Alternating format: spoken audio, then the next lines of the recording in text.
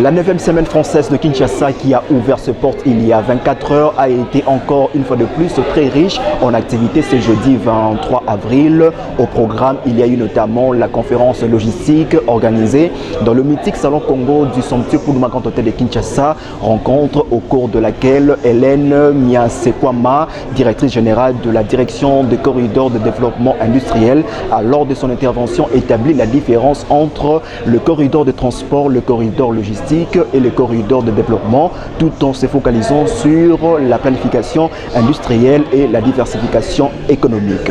Le transport des personnes et des marchandises, ça c'est le corridor de transport basique.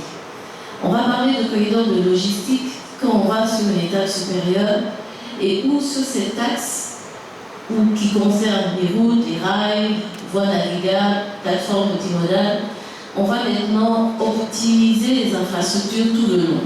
Et enfin, on parle de corridor de développement quand, cette fois-ci, on ne parle plus d'un axe, on parle d'un territoire, d'un espace qui est défini autour du corridor, soit de transport ou logistique, dans lesquels il y aura non seulement des infrastructures, mais également des aménagements économiques, des zones économiques spéciales.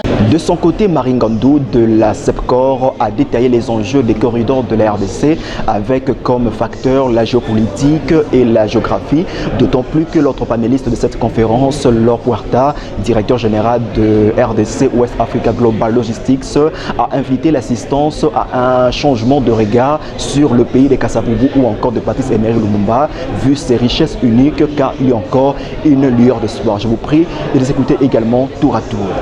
La République démocratique du Congo est un pays semi-enclavé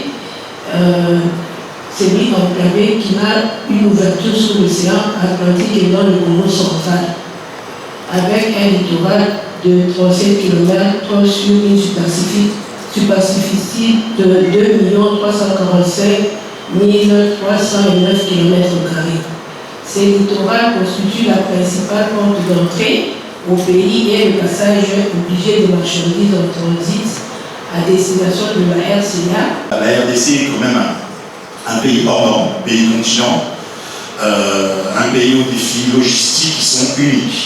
347 km entre Matadi et Kinshasa, 2 jours, 3 jours, ça dépend.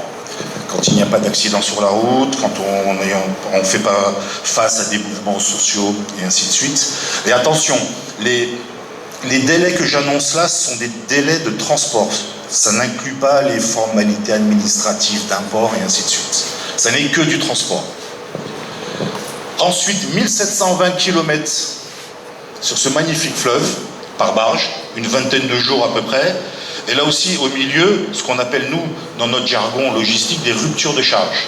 Cette journée du jeudi 23 avril a été marquée précédemment par 2 autres grandes activités au chapiteau, à savoir l'atelier financement des petites et moyennes entreprises et le symposium lié à l'entrepreneuriat féminin. Alors, la clôture est déjà prévue pour demain, vendredi 24 avril, la 9e édition de la Semaine française de Kinshasa qui vise le renforcement de relations économiques bilatérales entre Kinshasa et Paris se tient autour du thème RDC France, perspective partagée. Welcome Gimbi depuis le Pullman Grand Hôtel de Kinshasa pour le compte de Sembedjiji.